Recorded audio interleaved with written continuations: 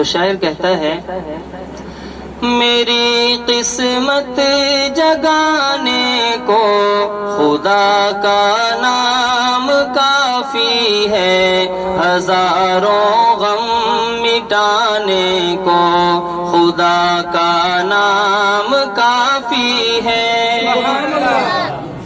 میری قسمت جگانے کو خدا کا نام کافی ہے، ہزاروں غم مٹانے کو خدا کا نام کافی ہے۔ یا میرے اللہ، یا میرے اللہ، یا میرے اللہ، یا میرے اللہ۔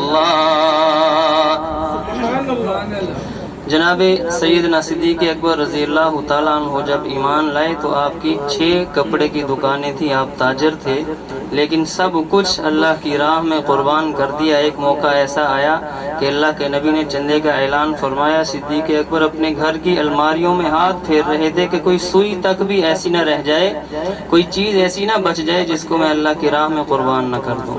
تو جب سب کچھ اللہ کی راہ میں قربان کر دیا، اللہ کے نبی نے سوال کیا کہ صدیق گھر کیا چھوڑ کے آئے ہو؟ تو صدیق اکبر نے کیا جواب دیا، سنیے گا۔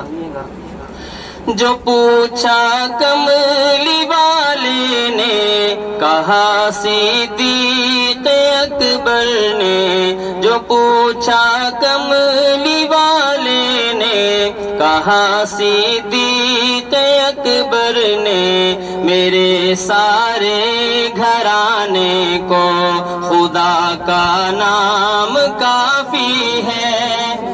کہہ دیں محبت سے سبحان اللہ۔ یا میرے اللہ، یا میرے اللہ، یا میرے اللہ، یا میرے اللہ۔ سلگتی آگ پر حبشی کے ہونٹوں سے صدا آئی، سلگتی آگ پر حبشی کے ہونٹوں سے صدا آئی، میری بگڑی بنانے کو خدا کا نام کافی ہے۔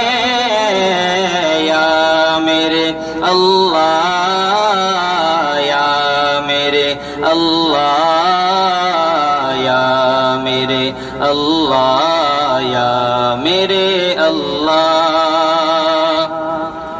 خدا کا ذکر کرتا ہوں سکون قلب ملتا ہے۔ کہہ دے سبحان اللہ۔ قرآن میں بھی اللہ نے فرمایا الا بذکر اللہ تطمئن القلوب، تمہارے دلوں کا جو سکون ہے، اطمینان ہے، وہ میرے ذکر کے اندر ہے۔ اللہ پاک ہمیں کثرت سے اپنا ذکر کرنے کی توفیق عطا فرمائے، آمین کہہ دیں بلند آواز سے۔ خدا کا ذکر کرتا ہوں سکون قلب ملتا ہے، خدا کا ذکر کرتا ہوں سکون قلب ملتا ہے، خدا کے اس دیوانے کو خدا کا نام کافی ہے۔ یا میرے اللہ، یا میرے اللہ، یا میرے اللہ، یا میرے اللہ۔ یہی کہتا ہے غالب بھی، یہی سب لوگ کہتے ہیں، یہی کہتا ہے غالب بھی، یہی سب لوگ کہتے ہیں، ہمیں رستہ دکھانے کو خدا کا نام کافی ہے۔ یا میرے اللہ،